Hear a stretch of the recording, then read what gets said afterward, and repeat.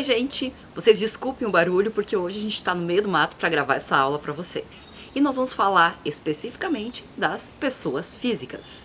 O que são pessoas físicas? Ou, como se dá para se dizer também, porque o Código Civil agora coloca que são as pessoas naturais. São aquelas pessoas que têm, ou melhor, são aquelas pessoas, somos nós todos, né? Que têm o seu nascimento com vida e a sua morte. Durante todo esse período, as pessoas físicas são capazes de estabelecer relações e contrair direitos. Bem, falando do início e do fim, você sabe quando inicia a vida de uma pessoa física? Tem um monte de teoria sobre isso, mas a teoria que é aceita dentro do direito civil é que a pessoa física inicia sua vida quando ela nasce com vida. Antes do nascimento, ela é considerada nascituro. E o nascituro, da concepção até o nascimento, ele tem uma expectativa de direito, mas ele não é considerado como um sujeito de direito no direito brasileiro. Então, como é que a pessoa física nasce com vida? Isso é uma coisa bem interessante. Ela nasce com vida quando se comprova que ela efetivamente respirou. Isso é a lógica de uma pessoa física que nasceu com vida. E claro, quando ela morre é quando o médico diz que efetivamente há um atestado de óbito para isso. Certo? Bem, a pessoa física, ela desenvolve ao longo do tempo duas capacidades que são concedidas a ela pelo direito. A capacidade de fato e a capacidade de direito. Já ouviram falar disso? O que é essa capacidade? Bom, capacidade de direito todo mundo tem. Eu nasci, eu tenho direito, por exemplo, a herdar, eu tenho direito a fazer parte de uma empresa, eu tenho direito a qualquer coisa. A capacidade de direito todos têm. Mas de fato, será que com 2 anos de idade eu posso ir lá na frente de um juiz pedir uma herança? Eu posso assinar um contrato?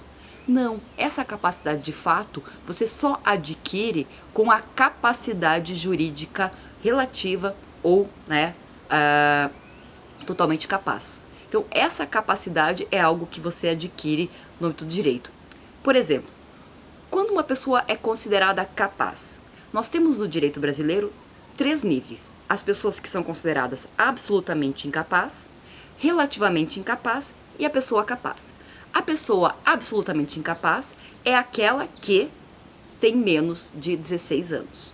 Até os 16 anos, por mais que você tenha capacidade de direito de contrair obrigações ou de solicitar algum direito, você precisa de alguém que faça isso por ti. E quem faz isso por ti é chamado de responsável legal. Dos 16 até os 18 anos, você é considerado relativamente capaz. E para fazer, por exemplo, a assinatura de um contrato de trabalho ou assinatura de uma empresa, você deve contar com um assistente. O que isso quer dizer? Que você vai poder assinar, por exemplo, o teu contrato de trabalho, a carteira, etc., a primeira vez, mas precisa de alguém para assinar junto contigo. E acima dos 18 anos, então, todos são considerados totalmente capazes. Tem uma outra exceção no direito brasileiro. No direito, é possível, entre 16 e 18 anos, você se emancipar.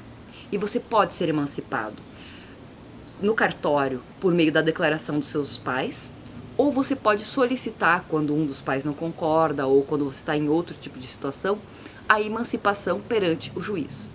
Também, se você casar dos 16 aos 18 anos, você pode ser considerado emancipado. Já que pode casar, pode todo o restante. E por fim, se você conseguir comprovar que se mantém por economia própria, você também pode solicitar a declaração de emancipação.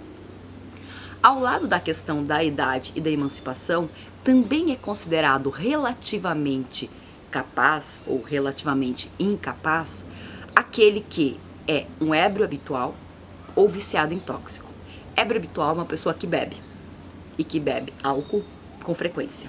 Portanto, enquanto ela está ébria ou enquanto ela está sob efeito tóxico, ela não é capaz de definir os seus atos de vontade. Além disso, são considerados relativamente incapazes os pródigos. Já ouviram falar de pródigo? Pródigo é aquela pessoa que não tem controle sobre os seus gastos. Até, fazendo uma brincadeira, na Bíblia não tem a história do filho pródigo, que é aquele que vai, gasta todos os bens e volta para o pai. Então essa é a lógica do pródigo, é aquele que não tem controle e ele pode ser interditado por ter essa característica que é da prodigalidade. Também São considerados relativamente incapazes aqueles que não podem, por algum fato, exprimir a sua vontade, seja de forma transitória ou definitiva. Por exemplo, alguém que está em coma não pode, de maneira alguma, porque está totalmente imobilizado, exprimir sua vontade.